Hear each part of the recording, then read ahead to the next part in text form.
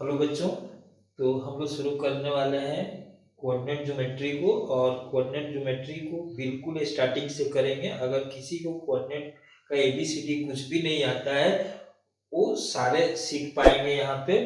और जो भी चीजें, जैसे मान लो कि आपको कोऑर्डिनेट सिखाई जा रही है या अदर कोई टॉपिक सिखाया जा रहा है, तो ये एक अपॉर्चुनिटी है। इस अपॉर्चुनिटी को अगर हम ग्रैब करते हैं तो लाइफ में बहुत जगहों पे हमें जो फायदा मिलने वाला है, करियर में जो एक बड़ा जंप मिलेगा, उसके लिए ये कुछ जो टाइम आपका 10th का जो टाइम है और इसको सही तरीके से आप यूटिलाइज कर रहे हो तो आने वाले फ्यूचर में आप जो भी कंपटीशन देना चाहते हो या लाइफ में कुछ भी बनना चाहते हो उसके सारी सीढ़ियां यही से स्टार्ट होती है।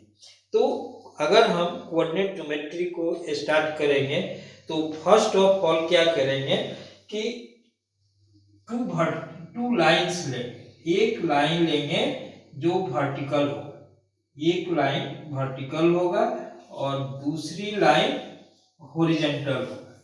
ये लाइनें जिस पॉइंट पे काटती हैं उसको ओरिजिन बोलते हैं।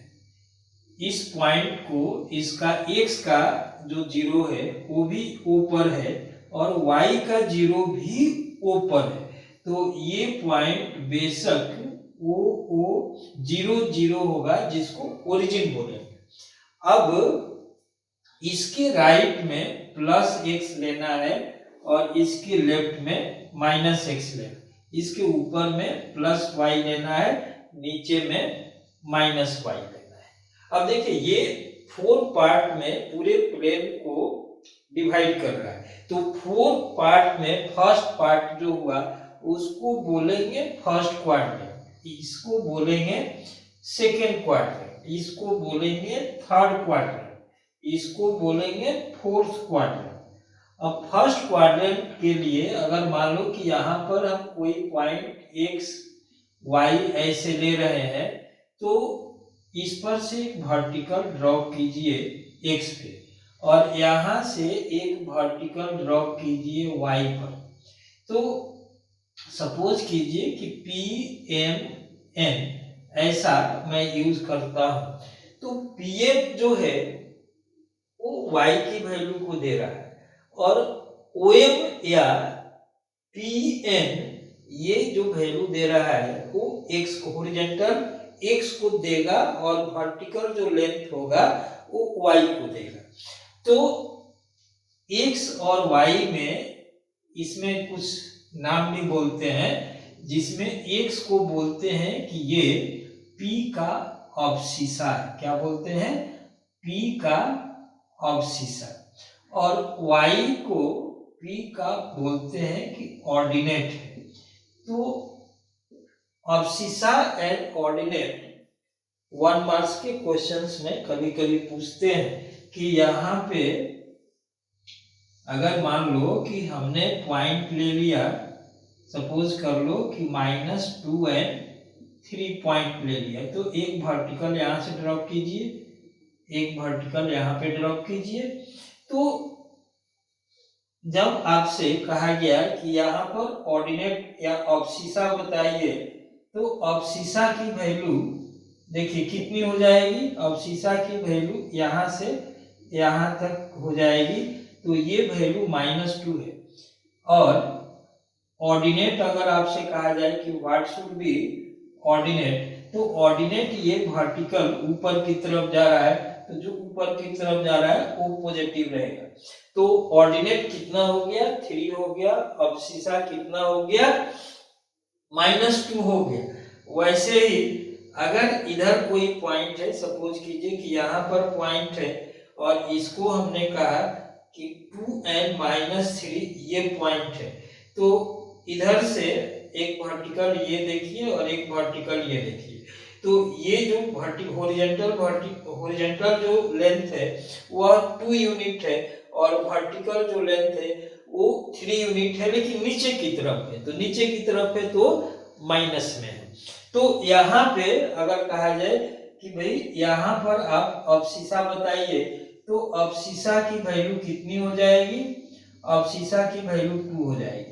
ऑर्डिनेट की वैल्यू अगर आपसे कही जाए कि व्हाट शुड बी ऑर्डिनेट, तो ये क्या हो जाएगा, -3 हो जाएगा। तो यहाँ पर जो वैल्यू आपको मिलने वाला है वो ऑर्डिनेट का -3, अब्सिसा का 2 मिल रहा है। अब आपको मैं डिस्कस करता हूं कि डिस्टेंस फार्मूला कैसे निकालते हैं। सपोज कर लो कि डिस्टेंस फार्मूला हमें निकालना है कि डिस्टेंस फार्मूला क्या है।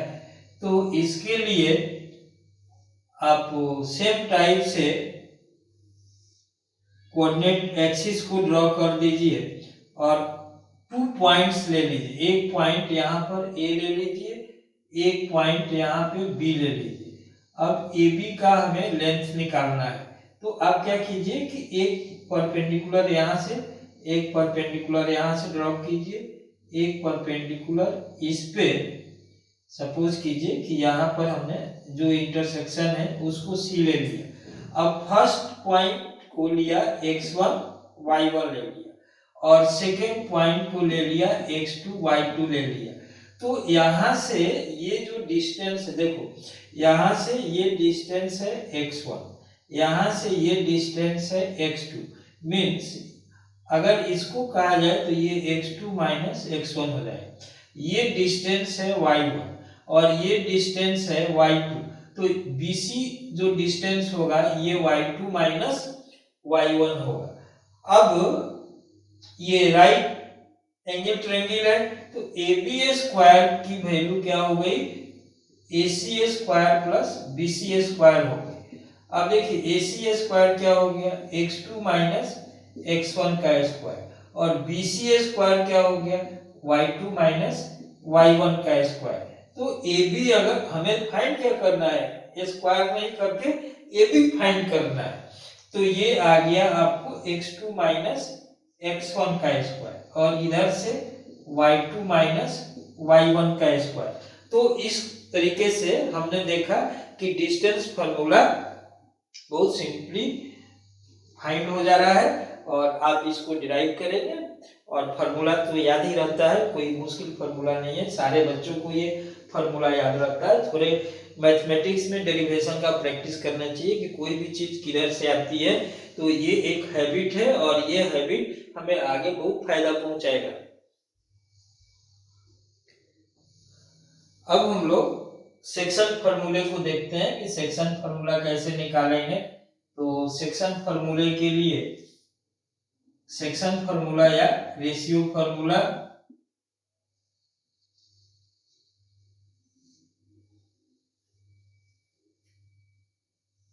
सपोज कीजिए कि ये ए बी और सी कोई पॉइंट यहाँ पे है और हमें दिया हुआ है कि AC by B C is equal to m by n है और ये एक कोऑर्डिनेट है जो वेरिएबल है, इसकी वैल्यू हमें फाइंड करनी है और ये गिवन है x1 y1 ये गिवन है, x2 y2 ये गिवन है और AC बाई BC आपको m बाई n दिया हुआ है। आप क्या कीजिए कि ट्रायंगल्स कंस्ट्रक्ट कीजिए। ट्रायंगल कैसे कंस्ट्रक्ट करेंगे, देखिए एक ट्रायंगल ये हो गया, एक ट्रायंगल ये हो गया। अब अगर मैं बोलूं कि एक यहां भी ट्रायंगल कंस्ट्रक्ट करना, इससे फायदा क्या होगा, इससे फायदा होगा कि इसको हम सिमिलर कर दें। अगर ये थीटा है तो ये भी थीटा है। तो AC बाई BC का सपोज कीजिए कि हमें x निकालना है, तो AC बाई BC अगर हम यूज कर रहे हैं m बाई n है, तो रेशियो के हिसाब से AC के लिए ये साइड और BC के लिए ये साइड भी हम यूज कर सकते हैं। तो यहाँ पर जो वैल्यू मिलने वाला है, क्या वैल्यू मिलने वाला है, AC हमें x अगर निकालना है तो x माइनस x1, ठीक है, और BC के लिए x2 माइनस x। बहुत आसान है। अब यहां से हमें सिर्फ x निकाल देना है। देखिए अब mx2 minus mx is equal to nx minus nx1। अब हमने x को एक तरफ कर दिया तो mx2 प्लस nx1 और ये m plus n into x. कितना इजी है, x की value mx2 plus nx1 by m plus n, बहुत आसान है ना। देखिए सेक्शन फॉर्मूला हमें x के लिए मिल गया। अब y के लिए आप क्या करेंगे, देखिए AC by BC equal to m by n equal to, अब यहाँ पे y माइनस y1 ले लेंगे। देखिए ये वैल्यू जो है ये y माइनस y1, ठीक है ना, क्योंकि यहाँ तक जो है ये y1 था। उसी तरह से जब इधर का जब वैल्यू हमको लेना होगा, ठीक है ना, ये वैल्यू अगर कैलकुलेट करनी है कि इसकी वैल्यू बताइए, तो ये क्या हो जाएगा y minus y2 minus y हो जाएगा। अब क्रॉस मल्टीप्लाई कर दीजिए तो इधर से वैल्यू हो गया my2 माइनस my और ny माइनस ny। क्या कीजिएगा, y को एक तरफ ले जाइए my2 प्लस ny1 और ये m plus n into y। तो y की value my2 plus ny1 by m plus n और x की वैल्यू तो यहाँ पर है। अब ये दोनों हमें फाइंड करना हो, ये दोनों कंबाइंड रूप से यहाँ पर लिख दीजिए y equal to my2 plus ny1 और बाई m प्लस n। तो ये सेक्शन फॉर्मूला का डेरिवेशन हो गया, इजी तरीके से इसको निकाल देंगे। अब देखिए यहाँ पर एक चीज नोट करने वाली है कि C जो है ना A और B के इंटरनल पॉइंट पे है। तो इंटरनल पॉइंट पे है तो इसको बोलते हैं कि ये जो फॉर्मूला है for internal division, internal division के लिए ये फॉर्मूला हमने यूज किया है। अब C जो है अगर यहां नहीं हो करके C कहीं बाहर होता, सपोज कीजिए कि यहां पर C नहीं होकर A B और C यहां पर कोई पॉइंट है या इधर कोई पॉइंट है, और अब AC बाई BC ये M बाई N है और ये XY हमें कैलकुलेट करना है। तो ये क्या है x1 y1 है और ये x2 y2 है। तो यहाँ x की वैल्यू लेते हैं my2 minus ny1 by m minus n और y equal to mx2 minus nx1 by और ये my2 minus ny1 by m minus n। तो ये इसको बोलते हैं for external division, for external division.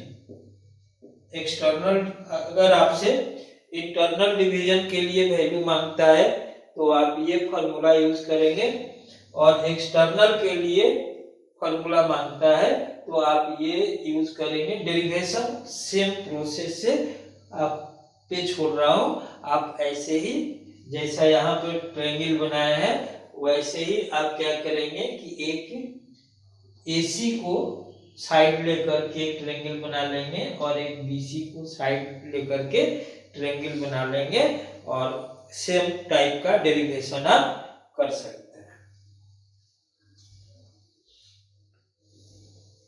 देखिए अगर अब हम आ जाते हैं थोड़ा डायरेक्ट इसे सेक्शन फॉर्मूले से जो डिराइव कुछ फॉर्मूले हैं। सपोज कीजिए कि यहाँ पर हमने x1 y1 ले लिया और यहाँ पे x2 y2 ले लिया और इसका मिडिल पॉइंट ये निकालना चाहते हैं कि इसका मिडिल पॉइंट निकालिए C, तो रेशियो क्या हो जाएगा 1:1 हो जाएगा। तो अब ये वेरिएबल वैल्यू अगर कैलकुलेट करनी है तो x is equal to 1 into x2 और 1 into x1 and y 1 plus 1 means x1 plus x2 by 2 and y is equal to क्या हो जाएगा y1 प्लस y2 बाई 2। माने ये किसका हो गया मिड पॉइंट के लिए। मिड पॉइंट अगर हमें कैलकुलेट करनी है तो मिड पॉइंट आपको यहां से मिड पॉइंट मिल रहा है।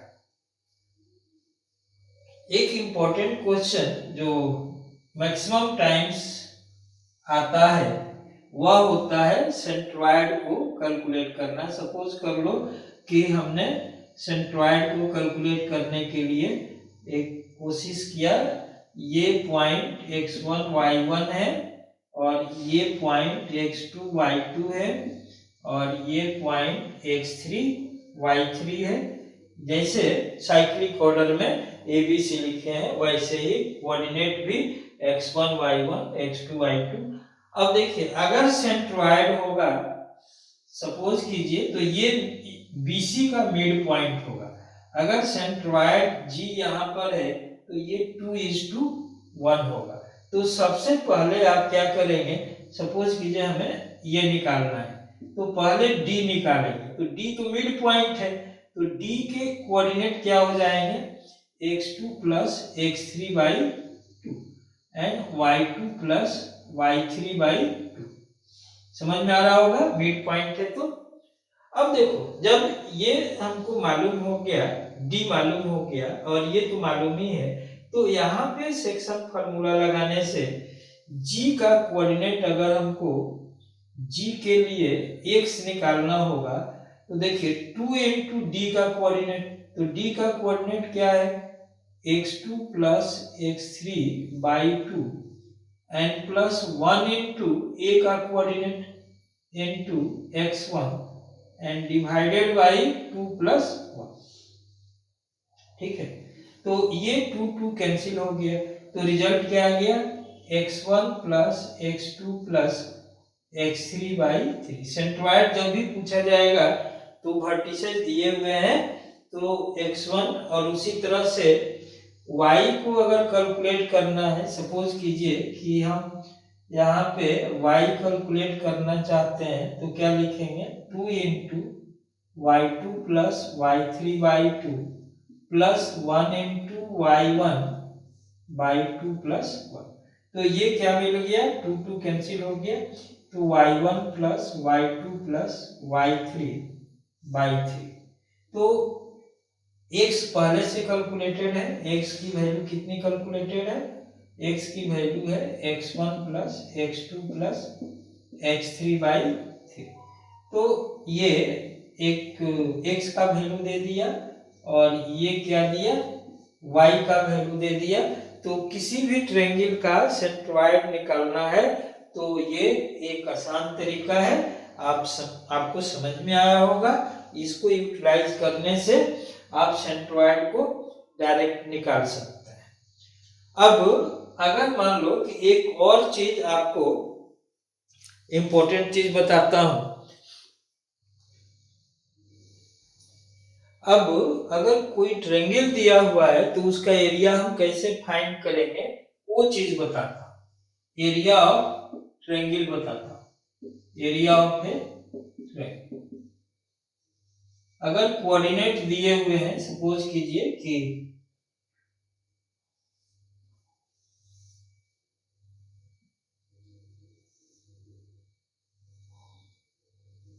देखिए ये है ट्रायंगल, इसमें x1 y1 x2 y2 और x3 y3 ऐसे हमने यूज किया a b c। बहुत आसान है फॉर्मूला निकालना। देखिए हमने क्या किया कि यहाँ से एक परपेंडिकुलर ऐसे डाल दिया, यहाँ से एक परपेंडिकुलर ऐसे डाल दिया, यहाँ से एक परपेंडिकुलर ऐसे डाल दिया। अब इसमें 3 ट्रेपेजियम बन रहे हैं। एक ट्रेपेजियम सपोज कीजिए कि ये यूज किए तो, और एक ट्रेपेजियम ये यूज किए और एक ट्रेपेजियम ये यूज किए। हमें ये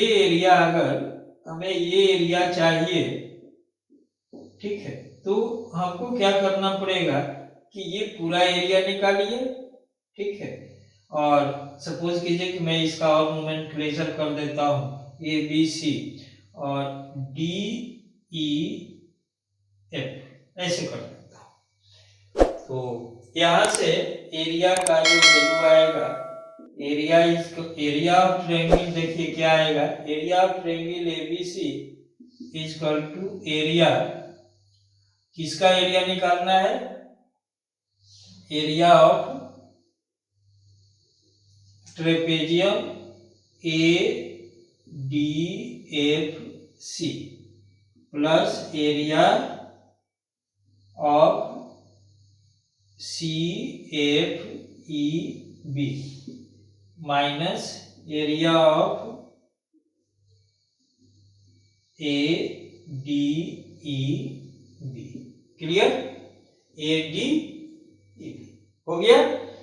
अब इसका एरिया जब हमने निकाला तो ये आया हाफ इंटू, देखिए हाफ इंटू क्या होता है, sum of the parallel sides into height. तो sum of the parallel sides क्या हो गया, y3 plus y1 into x3 minus x1, ठीक है, प्लस इसका y3 plus y2 into x2 minus x3 plus इसमें पैरेलल साइड्स ये है y1 plus y2 into x2 minus x1, plus है कि माइनस, ये माइनस होगा ना लास्ट में। तो अब इसको सिंप्लीफाई कीजिएगा, तो पहले आप हाफ इंटू क्या कीजिए, x1 को कॉमन ले लीजिए। तो देखिए x1 को कॉमन लीजिएगा तो ये माइनस माइनस प्लस है, तो x1 के साथ आएगा y1 प्लस y2 और minus y3 minus y1 plus x2 को जब लीजिएगा तो y2 प्लस y3 और minus y1 minus y2 plus x3 को लीजिएगा तो x3 में आपको आएगा, ध्यान दीजिएगा x3 के लिए आ गया y3 प्लस y1 और माइनस y3 माइनस y2। देखिए ये सारा कैलकुलेशन है और आसान नहीं है। पहले x1 वाले टर्म को एक साथ लिए, फिर x2 वाले टर्म को एक साथ लिए, फिर x3 वाले टर्म को एक साथ। अब कुछ टर्म्स कैंसिल हो रहे हैं, ये कैंसिल हो रहा है, यहाँ पर देखिए ये कैंसिल हो रहा है, यहाँ पर देखिए ये कैंसिल हो गया। अब आपको फॉर्मूला निकल चुका है, फॉर्मूला क्या निकल चुका है, half into x1 into y2, ठीक है ना, यहाँ पे ये कैंसिल हुआ है, y2 माइनस y3, ठीक है, plus x2 into y3 minus y1 plus x3 into y1 minus y2। देखिए ये आपको रिजल्ट आ गया है, ये है area of triangle ABC. ABC का जो एरिया निकालना था, ए का वर्टिसेस क्या था, x1 y1, y का वर्टिसेस क्या था, y का कोऑर्डिनेट क्या था, v का कोऑर्डिनेट क्या था, x2 y2, c का कोऑर्डिनेट क्या था, x3 y3। तो ये अगर क्वेश्चन में दिया हुआ रहेगा तो ये फॉर्मूला लगा करके हम निकाल सकते हैं। तो एरिया का फॉर्मूला आप यहाँ से यूज करेंगे। अब इसके बाद एक बहुत इंपॉर्टेंट फॉर्मूला और बताने वाला हूं। अब सपोज कर लो कि हम लोग स्लोप सीखना चाहते हैं कि व्हाट इज स्लोप। तो स्लोप ऑफ ए लाइन, हमें कर्व का भी स्लोप होता है, हमें सिर्फ लाइन के स्लोप को सीखना है। तो स्लोप कैसे डिफाइन करते हैं? सपोज कीजिए कि ये लाइन है और यहाँ पे थीटा एंगल ये पॉजिटिव एक्स के साथ, इसको बोलते हैं कि पॉजिटिव एक्स के साथ थीटा एंगल, माने यहाँ से पॉजिटिव एक्स के डायरेक्शन के साथ ये थीटा एंगल बना रहा है। तो tan थीटा को बोलते हैं स्लोप। tan थीटा की वैल्यू, इसको बोलते हैं स्लोप या ग्रेडियंट बोलते हैं। अब आप यहाँ पर कोई पॉइंट ले लो x1 y1 और यहाँ पे पॉइंट ले लो x2 y2। अब यहाँ से वर्टिकल हमने खींचा और यहाँ से हॉरिजॉन्टल खींचा, तो ये थीटा जो है ये कॉरस्पॉन्डिंग एंगल थीटा मिल जाएगा। अब ये जो वैल्यू है ये x2 माइनस x1 है और ये y2 माइनस y1 है। अगर इसको c ले लेता हूँ ABC, तो BC जो है y2 माइनस y1 है। तो tan थीटा की value y2 minus y1 by x2 minus x1, ये क्या डिफाइन करेगा? स्लोप को डिफाइन करेगा। यहाँ पे हमने स्लोप को यूज कर दिया। अब आप देखो कि अगर 3 पॉइंट्स को लीनियर हमें प्रूव करना है, to prove 3 points to be collinear, अगर हमें 3 पॉइंट्स को लीनियर प्रूव करना है तो हम क्या कर सकते हैं? हम ये कह सकते हैं कि जैसे ये ए बी सी अगर ये कोलिनियर है तो आप देखिए A B plus B C, इसका लेंथ कितना होना चाहिए? अगर ये प्रूव कर देते हैं तो हो गया कोलिनियर। अगर ये नहीं प्रूव करते हैं तो जो slope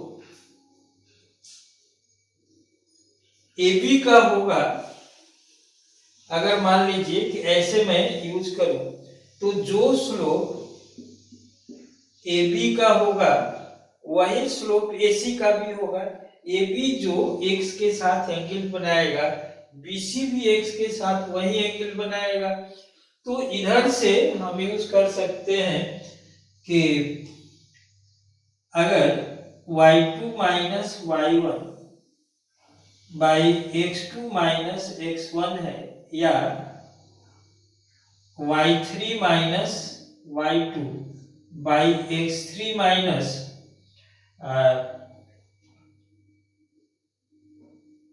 y1 by x3 minus x1। देखिए अगर ऐसा, देन कोलिनियर। अगर ऐसा भी प्रूव कर पाए तो कोलिनियर होगा। तीसरा काम क्या है? If area of triangle ABC is equal to 0 है, तो इससे भी हमें पता चलेगा कि ABC आर कोलिनियर। तो आप कोई भी इसमें से अगर मेथड यूज करते हो तो सारे मेथड सही है। चाहे आप एरिया को 0 कर दो तो कोलिनियर हो जाएगा, या AB plus BC, AB plus AC equal to BC कर दो, या AB plus AC plus BC equal to AC करने से आपको आ रहा है AB plus BC equal to AC से भी होगा, BC plus AC equal to AB हो तो भी होगा। इसका मतलब है कि B बाहर में है और C बीच में है। तो और तरीके से आप ये मेथड यूज करेंगे, दैट इज ओके। ये मेथड यूज करेंगे, ये भी सही है। एरिया को यूज करेंगे, ये भी सही है। तो जैसा भी, अगर देखो यहाँ पर क्या है, थोड़ा सा स्क्वायर वगैरह करना पड़ता है, तो थोड़ा ये मुश्किल मेथड है, लेकिन ये मेथड सबसे आसान मेथड है। तो इस मेथड को हम यूज कर सकते हैं।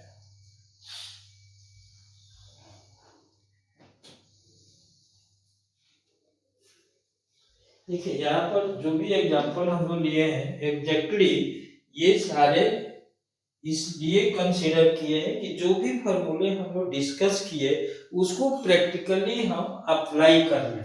तो प्रैक्टिकली अगर फॉर्मूले को अप्लाई करेंगे तो वो हमारा परमानेंट सेट हो जाएगा। तो फर्स्ट ऑफ ऑल देखिए, अगर राइट एंगल ट्रायंगल दिखाना है तो पाइथागोरस थ्योरम को यूज करते हैं कि sum of squares of two sides should be equal to square of third side. तो यहाँ पे मैं इसको a ले लूं और इसको b ले लूं और इसको c ले लूं। तो ए बी स्क्वायर पहले कैलकुलेट करते हैं कि ए बी स्क्वायर की वैल्यू कितनी आए। तो 1 माइनस 3 का स्क्वायर और प्लस 3 माइनस 1 का स्क्वायर। तो इधर से ये 4 प्लस 4 कितना हो गया, 8 हो गया। ठीक है ना। 1 माइनस 3 माइनस 2 का स्क्वायर 4 हो गया, 3 माइनस 1 2 का स्क्वायर 4 हो गया, 4 प्लस 4 8 हो गया। अब AC स्क्वायर अगर यूज करते हैं तो AC स्क्वायर क्या हो जाएगा, 4 माइनस 3 का स्क्वायर प्लस 2 माइनस 1 का स्क्वायर। देखिए ये क्या है, 1 का स्क्वायर 1, 2 माइनस 1, तो ये वैल्यू बेसिकली 1 प्लस 1 है। तो इसको आप क्या लिख सकते हैं, 2 लिख सकते हैं। अब BC स्क्वायर लेते हैं तो BC स्क्वायर के लिए 4 माइनस 1 का स्क्वायर 2 माइनस 3 का स्क्वायर, तो 9, ये 9 है और ये 1 है, तो ये 10 हो गया।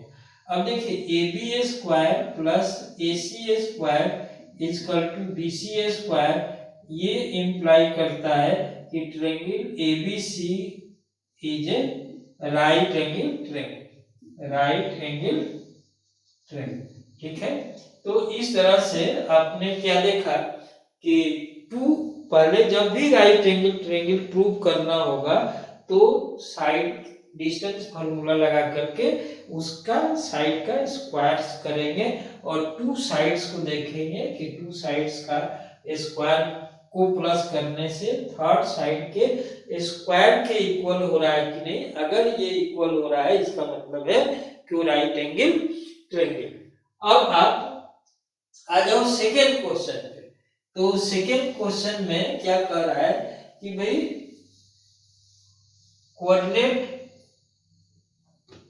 of A are 3 2 and of B are 4 3, find coordinate of C if it divides AB ratio of 3:2 internally। तो 3:2 अगर इंटरनली हो रहा है, ये आपको पॉइंट है 3 2 और ये पॉइंट है 4 3 और यहाँ पर XY है और ये कह रहा है कि 3:2 है।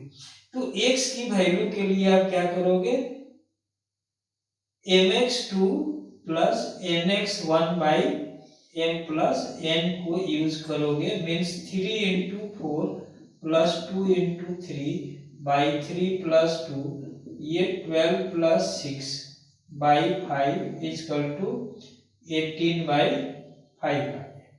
अब y की वैल्यू सेम कैटेगरी से आप my2 plus ny1 by m plus n ले रहे हैं। m की वैल्यू कितनी है, 3 है और y2 की वैल्यू देखिए, y2 की वैल्यू 3 है, तो और 2 इंटू 2, y1 की वैल्यू 2 बाई 3 प्लस 3 प्लस 2, तो ये 9 प्लस 4 बाई 5, तो 13 बाई 5। इस तरह से ये निकाल देंगे। अब ये क्या हो गया, ये इंटरनल हो गया। एक्सटर्नल के लिए यहाँ माइनस लगाएंगे, mx2 minus nx1 by m minus n, तो 3 into 4 minus 2 into 3 by 3 minus 2, तो वैल्यू कितना आ जाएगा, 12 माइनस 6, 12 माइनस 6 बाई 1 6, और y की value my2 minus ny1 by m minus n, तो 3 इंटू ये 3 और माइनस 2 इंटू 2 बाई 3 माइनस 2, तो 9 माइनस 4 कितना आ रहा है, ये 5 आ रहा है। तो एक्सटर्नल डिवीजन में एक्स वाई की जो वैल्यू आ रही है वो कितनी आ रही है, 6 एंड 5 आ रही है। और इंटरनल में कितना आ रहा है, इंटरनल में 18/5 एंड 13/5। तो इस तरह से आप देख रहे हो कि यहाँ पे आप कैलकुलेशन कर सकते हो। और ये जो वैल्यू आ गया आपको सेक्शन फार्मूले का एप्लीकेशन आ गया, समझ में आया होगा। अब आप आइए थर्ड क्वेश्चन में, जिसमें क्या कह रहा है, थर्ड क्वेश्चन को देखिए। थर्ड क्वेश्चन में आपको पता चलेगा कि coordinate of A B 2 3 and coordinates of mid point of B C. तो mid point of B C, suppose कीजिए कि बी सी अगर यहाँ है और ए इधर है, ऐसे ये वैल्यू कितना दिया हुआ है, 2 3 दिया हुआ है, ठीक है, ए का वैल्यू दिया हुआ है। और इसका मिड पॉइंट दिया है 4 6, ये डी दिया हुआ है। अब आप इसको ऐसे कनेक्ट कर दो, ये है सेंट्रॉइड जी, ये 2:1 के रेशियो में यहाँ पे डिवाइड करेगा, 2:1 के रेशियो में हमें यूज करना है। तो बहुत आसान तरीके से आप क्या करेंगे, यहाँ पर 1 है और यहाँ पर क्या है, 2 है। तो x की वैल्यू, अगर ये वैल्यू x y सेंट्रॉइड है, तो x की वैल्यू क्या हो गई, 2 × 4 और प्लस 1 × 2/2 प्लस 1। देखिए 2 + 1 कितना आ गया, 8 + 2/3, तो 10/3 हो गया। अब y की वैल्यू 2 × 6, 2 × इसका कोऑर्डिनेट प्लस 1 × इसका कोऑर्डिनेट बाई 2 + 1, तो 12 + 3/3, तो 12 + 15/3 मीन्स ये 5 है। तो सेंट्रॉइड कितना मिल गया, सेंट्रॉइड मिल गया 10/3 एंड 5, ऐसे सेंट्रॉइड की वैल्यू मिल गई। तो आपको सेंट्रॉइड का कोऑर्डिनेट आप इस फॉर्मूले से आप निकाल सकते हैं। अब नेक्स्ट देखिएगा, नेक्स्ट क्या कह रहा है कि area of the triangle, find the value of k if area of triangle ABC is 5 and points are given। देखिए एरिया को यूज किए, half × x1 × y2 minus y3 plus x2 × y3 minus y1 plus x3 × y1 minus y2। और ये plus और minus हो सकता है। सबसे बड़ी खासियत ये है कि ये जो एरिया है अगर 5 लिखा गया है तो ये एब्सोल्यूट टर्म में लिखा गया है, तो ये जो वैल्यू है नेगेटिव और पॉजिटिव दोनों हो सकती है। तो ये चीज ध्यान रखना है, अदरवाइज हमारा जो पूरा मार्क्स है वो नहीं मिलेगा। तो इधर से हाफ × अब x1 की वैल्यू हमने यूज किया, देखिए यहाँ पर -1 × 3 - 4, 3 - 4, x1 की वैल्यू हमने ले लिया। अब y1 की वैल्यू ले रहा हूं 5 × 4 - 2। अब x3 की वैल्यू k × 2 - 3, और ये वैल्यू लिखना चाहिए ±5। हमेशा ध्यान रखिएगा, ये जब प्लस माइनस सिर्फ 5 लिखिएगा मीन्स एक आंसर मिलेगा, दूसरा आंसर नहीं मिलेगा। तो ±5 लिखना है। तो ये क्या पता चला, हाफ इंटू, देखिए ये आया 1, ये कितना आया 10, 5 इंटू 2 आ गया 10, और ये माइनस के, ठीक है ना, ये प्लस माइनस 5। अब ये 11 माइनस के रहेगा तो ये हाफ जो है जाकर के इंटू होगा, प्लस माइनस 10, और के को, ठीक है ना, ये 11 है ना, ये 11 है, तो अब के को इधर ले जाए तो 11 इक्वल टू प्लस माइनस 10 और प्लस के। अब एक बार प्लस लेने से और प्लस साइन, अगर पॉजिटिव साइन लेंगे तो 11 इक्वल टू 10 प्लस के, तो के की वैल्यू 1 आ गई, और minus value 11 equal to minus 10 plus K, तो के की वैल्यू 21 आ गई। तो ये के का वैल्यू निकालने का तरीका है। इस टाइप का अगर क्वेश्चन आता है तो प्रॉब्लम नहीं आए, इसलिए ऐसा दे रहा हूं।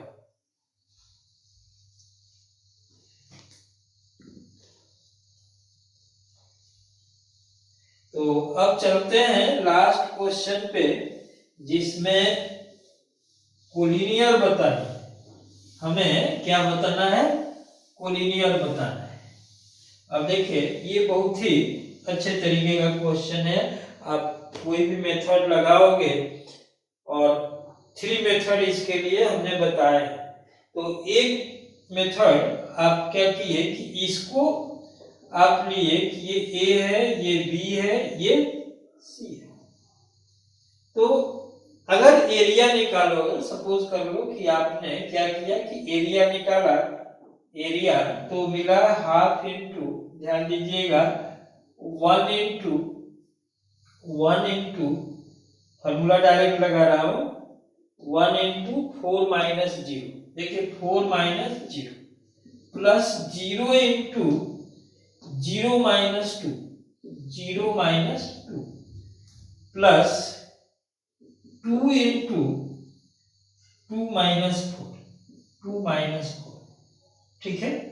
अब देखिए इसकी वैल्यू कितनी आ रही है, हाफ इंटू 4 प्लस 0 और माइनस 2, कितना आ गया 0। हमने क्या कहा था कि एरिया अगर 0 आ जाता है तो कोलिनियर है, इसका मतलब क्या है, पॉइंट्स आर कोलिनियर, पॉइंट्स को हमने यहाँ पर कोलिनियर प्रूव कर दिया। अब आप क्या कर सकते हो कि स्लोप ऑफ ए बी इसको y2 minus y1 by x2 minus x1, अगर ऐसा यूज करें तो 4 minus 2 by 0 minus 1 equal to 2 by minus 1 equal to minus 2, and slope of AC तो y3 minus y1 by x3 minus x1, तो y3 में 0 minus 2 और by 2 minus 1, तो ये माइनस 2 बाई 1 माइनस 2। तो देखिए ए बी ए सी का स्लोप बराबर है, इसका मतलब है कि A B C are collinear. अब यहां से भी कोलिनियर आ गया। अब आप निकालिए ए बी, देखिए ये पहला मेथड हो गया, ये दूसरा मेथड हो गया, अब तीसरा मेथड देखो, ए बी की वैल्यू हमने निकाला, तो ए बी की वैल्यू डिस्टेंस फार्मूला से 0 माइनस 1 का स्क्वायर प्लस 4 माइनस 2 का स्क्वायर, तो ये हो गया 1 प्लस 4 इक्वल टू √5। अब AC की वैल्यू अगर निकाल रहा हूं तो AC की वैल्यू के लिए 1 माइनस 2 का स्क्वायर या 2 माइनस 1 लिखता हूं, ठीक है ना, 2 माइनस 1 का स्क्वायर प्लस 0 माइनस 2 का स्क्वायर, तो ये भी √5। अब BC की वैल्यू अगर निकालनी है तो 0 माइनस 2 का स्क्वायर प्लस 4 माइनस 0 माइनस इधर से यूज करता हूँ। 2 माइनस 0 का स्क्वायर और प्लस 0 माइनस 4 का स्क्वायर, तो ये हो गया 4 plus 16 is equal to 20 under root कर दिया, तो 20 अंडर रूट को क्या लिखेंगे 4 इंटू 5 का अंडर रूट, तो ये 2 अंडर रूट 5। अब देखिए A B plus A C is equal to 2 under root 5 plus under root 5 plus under root 5 is equal to 2 under root 5, और ये किसके बराबर हो गया BC के। तो यहां से भी पता चल रहा है कि AB plus AC is equal to BC है। तो ये 3 मेथड्स हैं जिनको हम सीख सकते हैं और कोई भी एक मेथड अप्लाई कर सकते हैं, और आप इसको अच्छे तरीके से समझ लेंगे तो हर टाइप के क्वेश्चंस आपसे बनेंगे। नेक्स्ट वीडियो में इसके आगे का और भी कंटेंट ले आएंगे जो आप इजी तरीके से समझ पाएंगे। और चैनल अगर अच्छा लगता है तो आप लाइक और सब्सक्राइब जरूर करो और अपने दोस्तों से शेयर करो।